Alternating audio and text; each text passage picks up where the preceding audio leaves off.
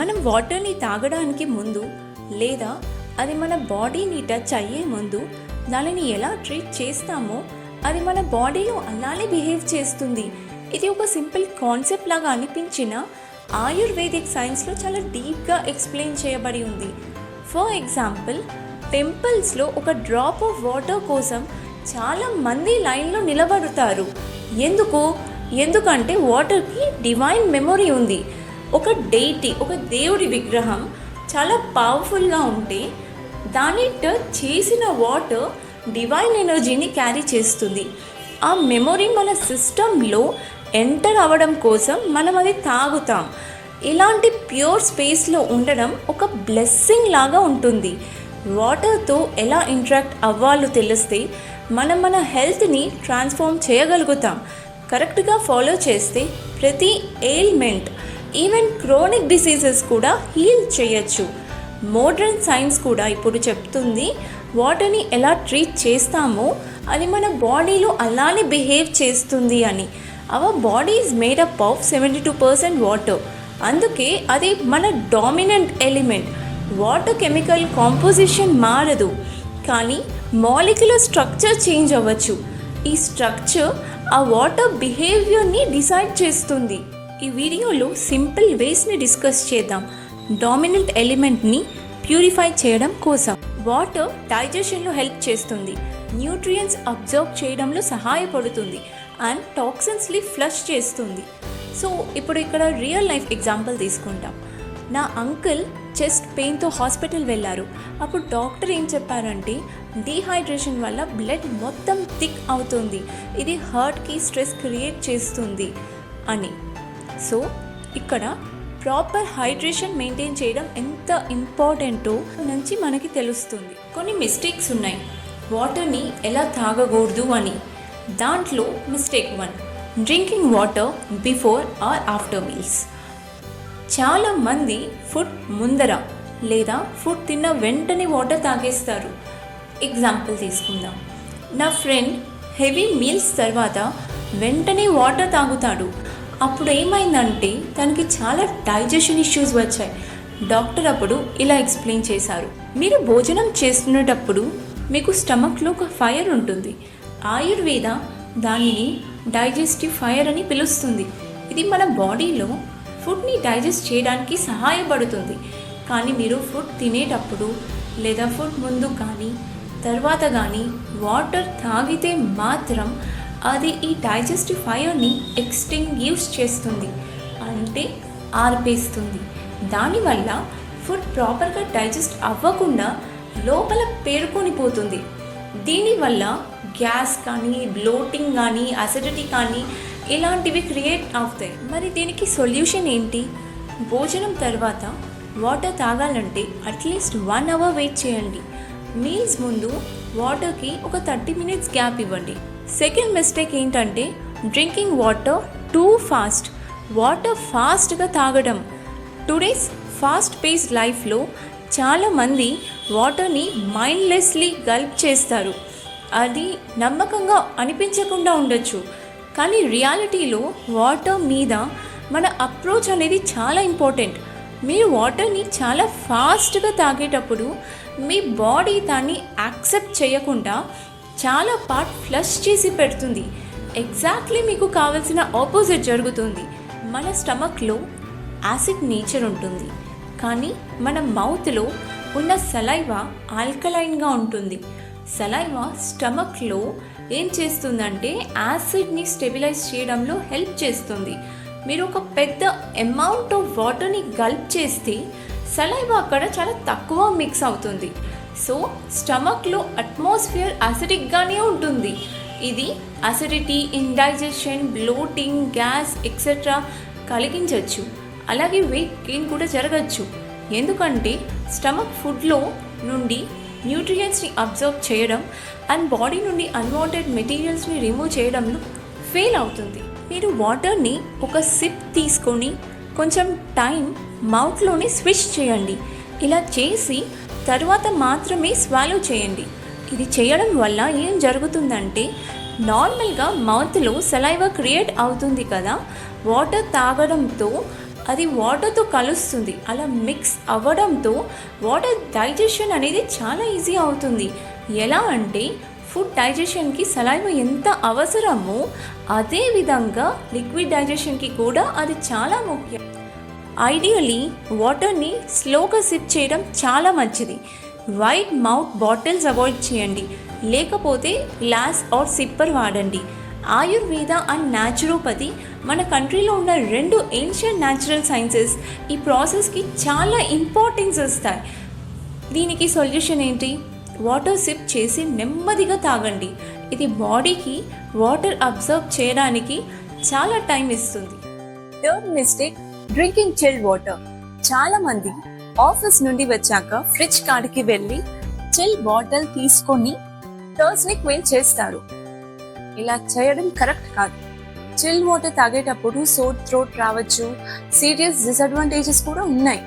ముందు cold water blood vessels ని shrink చేస్తుంది, డైజెషన్ ప్రాసెస్ ని ఆపేస్తుంది. కోల్డ్ వాటర్ తాగేటప్పుడు జాయింట్ పెయిన్స్ కూడా వస్తాయి, హార్ట్ రేట్ కూడా తగ్గిస్తుంది. ఇది స్టడీస్ లో ప్రూవ్ అయింది. ఐడియల్లీ రూమ్ టెంపరేచర్ వాటర్ తాగడం చాలా మంచిది. ల్యూక్ వార్మ్ వాటర్ ఇంకా బెటర్. కానీ కోల్డ్ వాటర్ కావాలంటే ఎర్తన్ పాట్స్ వాడండి. అవి న్యాచురల్ వాటర్ కూలర్ లాగా పనిచేస్తుంది. అలాగే వాటర్ pH బ్యాలెన్స్ చేయడంలో చాలా హెల్ప్ చేస్తుంది. ఇంప్యూరిటీస్ ని కూడా రిమూవ్ చేస్తుంది.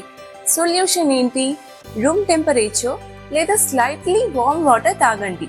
ఇది డైజెషన్ ని కూడా చాలా ఇంప్రూవ్ చేస్తుంది. ఒక క్విజ్ చేద్దాం. ఫస్ట్ క్వశ్చన్, మీల్స్ తర్వాత వెంటనే వాటర్ తాగడం కరెక్టా ఇన్కరెక్టా? అండ్ సెకండ్ క్వశ్చన్ ఈజ్, ఫాస్ట్గా వాటర్ తాగితే బాడీ ఎలా ఎఫెక్ట్ అవుతుంది? నాకు ఆన్సర్స్ని కమెంట్స్లో షేర్ చేయండి. ఫోర్త్ మిస్టేక్ ఏంటంటే డ్రింకింగ్ టూ మచ్ వాటర్. వాటర్ని చాలా ఎక్కువ తాగడం. చాలామంది థర్స్ట్ లేకపోయినా కూడా చాలా ఫోర్స్గా చాలా వాటర్ తాగేస్తారు. జస్ట్ బికాస్ ఎవరైనా చెప్పుండొచ్చు more water means more benefits అని. వాటర్ మన బాడీకి కావాల్సిన దానికి మించి తాగితే బాడీలో ఉన్న సాల్ట్స్ అండ్ ఎలక్ట్రోలైట్స్ అన్నీ డైల్యూట్ అవుతాయి. సోడియం యొక్క జాబ్ ఏంటంటే బాడీలో ఫ్లూయిడ్ని బ్యాలెన్స్ చేయడం.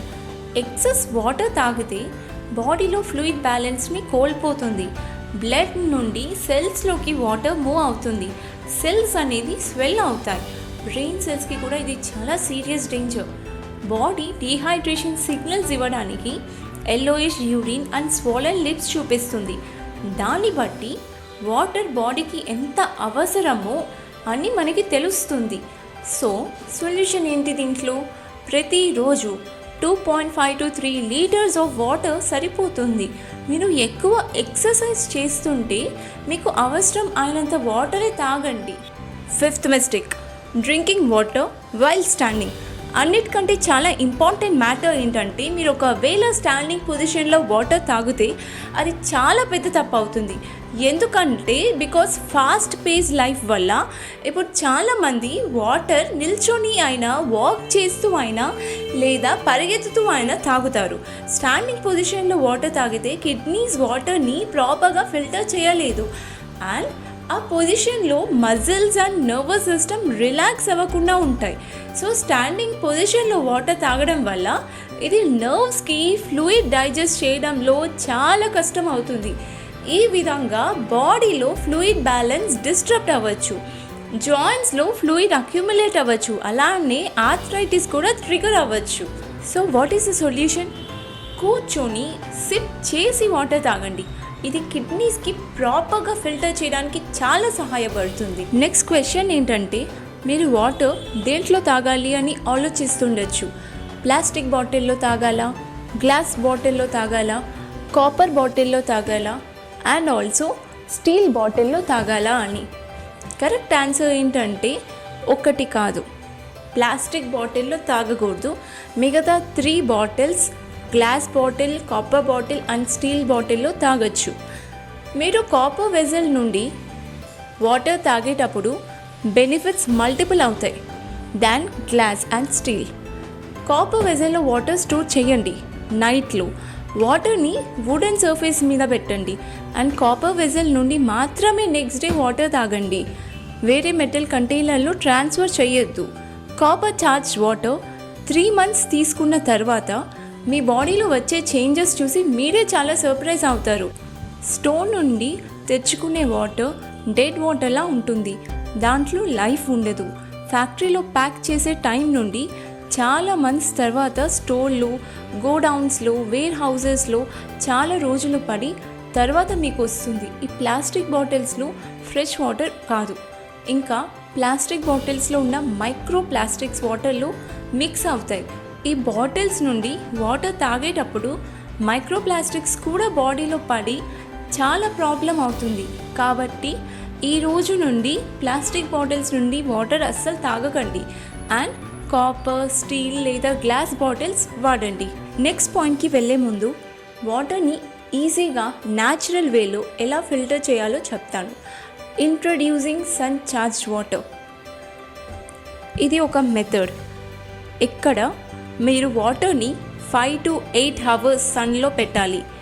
ఈ టైంలో వాటర్ సన్ యొక్క ఎనర్జీ అండ్ హీలింగ్ ప్రాపర్టీస్ని అబ్జర్వ్ చేస్తుంది. సన్ చార్జ్ వాటర్ ఎలా చేయాలంటే క్లే పాట్ తీసుకోండి లేదా గ్లాస్ బాటిల్లో కూడా సన్ చార్జ్ వాటర్ చేయొచ్చు. ఫిల్టర్ చేసిన వాటర్ పాట్లో పెట్టండి.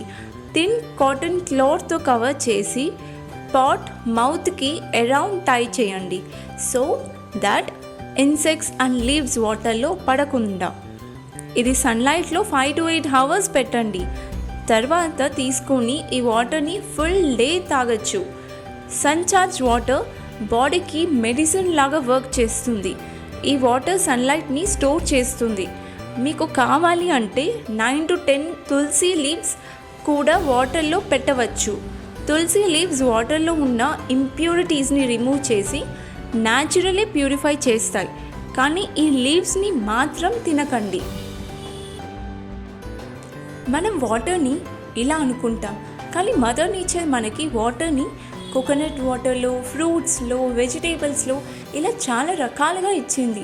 మీరు మీ డైట్ని వాటర్ రిచ్ ఆల్కలైన్గా మార్చినప్పుడు మీరు తక్కువ వాటర్ తాగినా అంత ప్రాబ్లం ఉండదు. జ్యూసెస్, ఫ్రూట్స్ అండ్ వెజిటేబుల్స్లో ప్యూరెస్ట్ ఫార్మ్ ఆఫ్ వాటర్ ఉంది. ఇది మదర్ నేచర్ ఫిల్ట్రేషన్ సిస్టంలో పోయిన తర్వాత వస్తుంది. అలాగే ఫుల్ ఆఫ్ న్యూట్రిషన్ ఉంటుంది. ఈ వీడియోలో మనం వాటర్ తాగడంలో చేసే mistakes, right practices and tips గురించి తెలుసుకున్నాం. మీ డైలీ హ్యాబిట్స్లో ఈ టిప్స్ని ఇంప్లిమెంట్ చేయండి. మీ ఎక్స్పీరియన్సెస్ని కామెంట్స్లో షేర్ చేయండి అండ్ వీడియోని లైక్ చేయడం మాత్రం మర్చిపోకండి. Subscribe to SR Fit Health channel. Thanks for watching.